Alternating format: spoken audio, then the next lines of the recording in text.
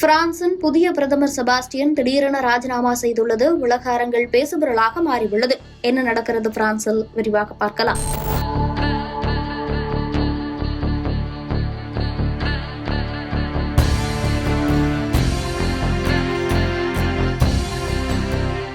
France நாடாளுமன்றத்தில் கடந்த September 8ஆம் தேதி நடைபெற்ற நம்பிக்கை வாக்கெடுப்பில் பிரதமராக இருந்த பிரான்சுவா பேரோ தோல்வியடைந்தார். இதையடுத்து மீண்டும் தேர்தல் நடத்துவதை தவிர்க்க அதிபர் மெக்ரோன் புதிய பிரதமரை அறிவித்தார். அதன்படி புதிய பிரதமராக செபாஸ்டியன் லெக்ரோனுவை இமானுவேல் மெக்ரான் நியமித்திருந்தார்.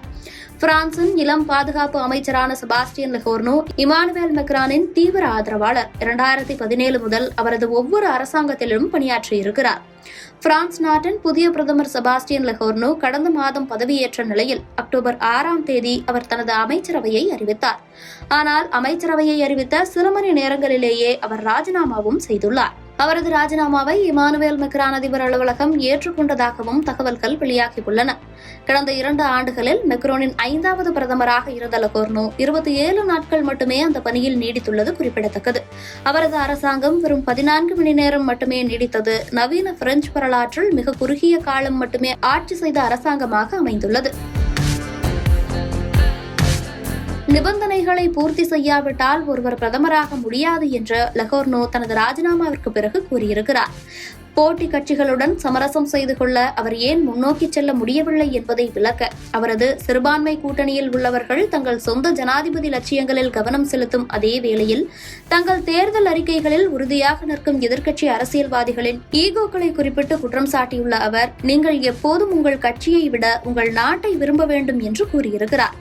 பல வாரங்களாக அரசியல் கட்சிகளுடன் ஆலோசனை நடத்திய பிறகு மக்ரோனின் நெருங்கிய கூட்டாளியான லெகோர்னோ ஞாயிற்றுக்கிழமை தனது அமைச்சர்களை நியமித்தார்.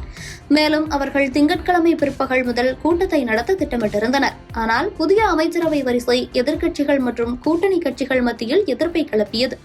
அவர்களது அமைச்சரவை மிகவும் வலதுசாரியாக இருக்கிறது என்றும் துண்டு துண்டான பாராளுமன்றத்தில் எந்த குழுவும் பெரும்பான்மையை கொண்டிருக்கவில்லை என்றும் எதிர்க்க தொடங்கியிருந்தனர். பிரான்ஸ் இப்போது மற்றொரு திடீர் நாடாளுமன்ற வாக்கெடுப்புக்கு செல்லக்கூடும். தேசிய சட்டமன்றத்தை கலைக்க குடியரசுத் தலைவரை நான் கேட்டுக்கொள்கிறேன். இந்த நகைச்சுவை நீண்ட காலமாக நடந்து வருகிறது. கேலிக்கூத்து முடிவுக்கு வர வேண்டும் என்று லெகோர்னோ ராஜினாமா செய்த பிறகு தேசிய பேரணி தலைவர் மைரன் லூபென் கூறியிருக்கிறார். தீவிர இடதுசாரி பிரான்ஸ் அன்போர்டைச் சேர்ந்த மதில்டே பனோட் பேசும்போது, லெகோர்னோ ராஜினாமா செய்கிறார். 1 வருடத்திற்குள் 3 பிரதமர்கள் தோற்கடிக்கப்பட்டுள்ளனர். கவுண்டவுன் தொடங்கிவிட்டது. மக்ரோன் வெளியேற வேண்டும் என்று குறிப்பிட்டு பேசியதும் குறிப்பிடத்தக்கது. தொடர்ச்சியாக பிரதமர்கள் ராஜினாமா செய்வதும் அரசாங்கம் கலைக்கப்படுவதும் அந்நாட்டில் பெரும் கொந்தளிப்பை ஏற்படுத்தியிருக்கிறது. இமானுவேல் மெக்ரான் மீது பல்வேறு விமர்சனங்களையும் அதிருப்தியையும் பொதுமக்கள் வெளிப்படுத்தவும் இது வழிவகை செய்துள்ளது.